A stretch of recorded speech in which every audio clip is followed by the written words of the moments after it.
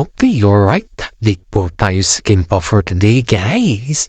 Bago po tayo mag-update sa ngayon, gusto ko lang po salamat sa ating lahat dyan at sa sumusubaybay po sa ating ngayon. Ito na naman tayo, guys. Ito na naman tayo behind that scene sa Kim Pao, guys. Bago po tayo umpisa natin kwento, gusto ko lamang po, bigyan sa'yo ng hinaw sa ating YouTube channel of the Pasok Intro.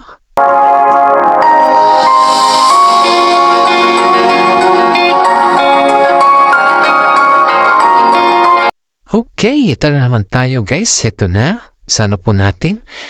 Kim Pao behind the scene. Ito guys, ayun dito sa ating mga legit na sources, guys, namataan daw ang Kim Pao na sobrang sweet sa backstage na kung saan po ay nagsishooting hata sila patungkol sa Christmas event po nila that time. Ngayon po, guys, ito yung pinaka-masarap na pakinggan dito.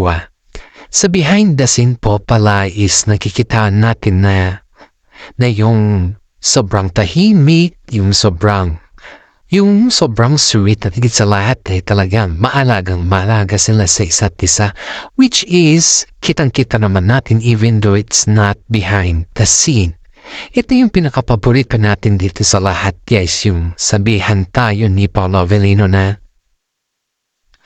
para daw sa ating yung kanilang ginagawa at yun po yung masarap dito na sabihin niya dahil lahat po sa atin dito ay nakakaroon po ng maraming fans at ang sabi pa po ni Kim Chiu sa atin dito, guys, na natitense daw sila pag yung mga fans daw ay nanonood sa kanilang behind the scene. Of course, guys, ito yung sinasabi natin dito na mas maraming natitense pag ganito po yung sitwasyon.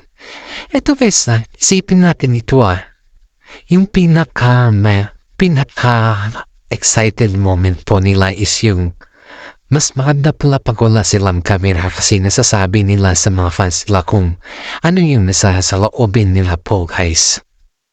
Ayon dito sa ating mga kapang content creator po na nakakakita sa kanilang behind the scene ay sinabi daw po ni Paolo Avellino na sobrang saya niya pag nakakakita daw ng mga fans na nanonood sa kanila at on the spot naman po na pinigilan ang mga fans ang kanilang mga saya dahil natitense daw po sila pag nandyan daw po yung mga fans nila sa kanila.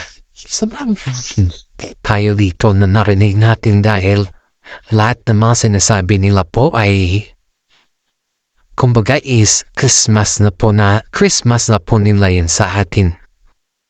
Sipin niya to, guys, yung kamay ni Kim Chiu talaga is yung talagang haplot na haplot sa likod ni Paolo Avellino dahil nasanayan na siguro nila ang isa't isa na ganon yung trato nila sa kanila. At hindi lang po yun, guys, yung sweetest moment ni Paolo Avellino kay Kim Chiu ay napakasarap sa pakiramdam nating lahat.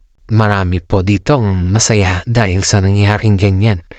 At ito po yung kinaka-excited natin dahil yung mga fans po ng Kim Pao ay hinihintay po ang kanilang bagong movie na kung saan po ay mas daw ito, guys, mas perfect daw ayon dito sa ating legit na sources. Yung mga fans po nila sa ngayon, guys, is nakikitaan natin sila na they are very loyal and trusted persons sa Kim Pao dahil ang Kim Pao naman po ay trusted na tambalan sa kanila. Masyadong masaya po ang mga fans sa ngayon, guys, dahil ang iniisip po kasi nila ay yung kapkanan ng Kim Pao.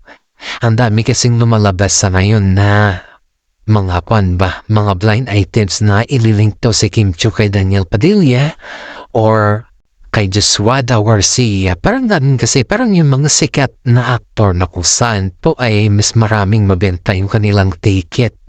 I don't know if that is real true or we don't know kasi wala pa namang nasagap ng ating legit na sources natin patungkol sa kanilang management. Pero yan daw po yung bulong-bulungan dito na parang i-relink to si Kim Chiu kay Daniel Padilla or di kaya kay Joshua Garcia kasi alam naman natin na magaling ang mga aktor na ito. Pero yung reaction daw ni Paolo Avellino guys is parang it's not good to say na yung reaction ni Pao is kumbaga ba is may meaning.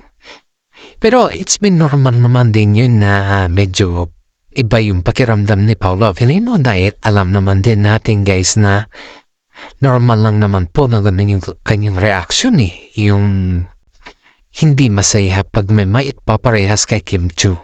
Dahil lahat naman po tayo dito, pag-iisipin natin na masisira yung ating tambaran sa kanila, syempre, lahat tayo dito ay inaasam-asam na continuous ang tambalan ng Kim Pao. And hopefully guys, hopefully na hindi naman po masisira yung kanilang mga tambalan dahil marami pa po yung nag-aabang sa kanila. At ang daming mga project po nakapila sa kanila. Pero ito yung isip natin dito. Hindi pa naman confirm yung about kay Daniel Padilla or kay Joshua Garcia. Iintayin na lang po natin kung ano yung sasabihin ng management kasi ang management po magti-decide dyan guys. At saka si Kim Chiu din po kung gustuhin niya na yun po yung kanya mga magiging male leading lady sa kanilang nasa kanyang teleserye or sa kanyang sa movie ba. Kung gagawan man sila ng ganon, di na natin kanyan guys, hindi na natin masaklaw basta importante sa atin ay focus tayo sa Kim Pao. Kung sakali man na mangyari man yung ganon na bagay, paki-comment down below lang po kung nagustuhan ninyo. O gusto ninyo si Paolo si Daniel Padilla or si Joshua Garcia kay Kim Chiu na maitambal ba. Pero para sa akin guys is okay naman yung dalawa pero wag muna sana yan dahil sobrang potok na yung Kim Pao At saka masisira naman yung career nila kung itatambal na si Kim Chiu sa may ibang male leading lady ba. Yun yung kuha natin dito. Parang kung baka aware tayo ba sa sitwasyon. Para sa akin na, sarili ko po yung opinion. Pero pag po ay sabihin ng management na sila po ay buto sa dalawa, wala na po tayo magagawa dyan guys kung sakali kasi tayo lang naman po dito ay isa naman po tayong fans at kung siguro yung voting process siguro yung magaganap siguro mananalo tayo dito.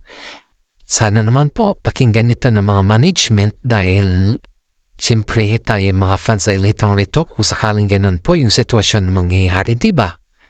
Kaya tayo po dito guys ay gusto ko lamang po sabihin sa inyo na may mga karapatan din po tayo na pwede natin baguhin kung ano yung gusto ng management.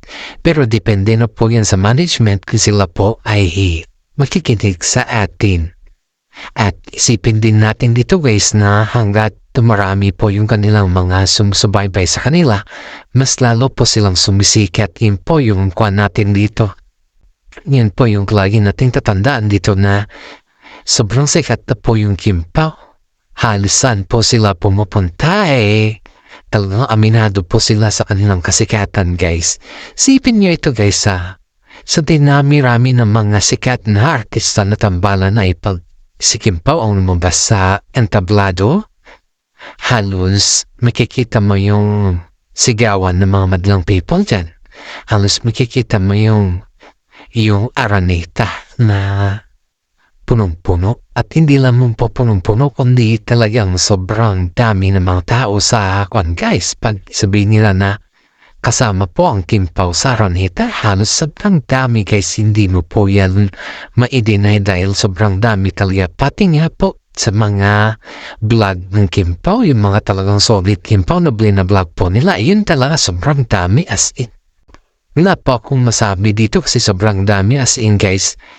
Halos kahit balik-baliktarin mo po yung mundo talagang makikita mo yung sigawan ng tao sa kanila na sobrang dami guys. Dito po natin makikita na parang ang mga solid Kim Pao po ay gumagawa po sila ng mga sarili nilang content dahil pakita po nila sa Kim Pao tambanan na sila po ay solid at saka proud po tayo dito.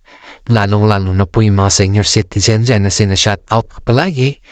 Dahil ang mga senior citizen po ay sila po yung mga bombers natin sa ating mga YouTube channel guys. Kaya gusto ko lamang papatiin yung mga senior citizen dyan na palaging sumusubaybay sa atin.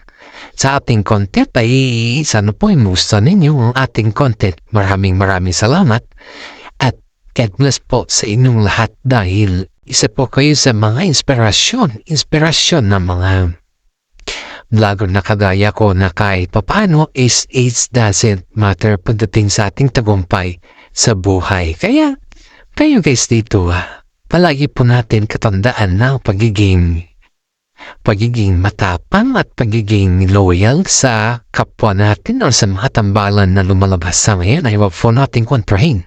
Dahil yan po ay nagbibigay ng sikat sa ating lahat. At hanggang dito na lang po ang ating content. Maraming salamat. God bless po sa ating lahat.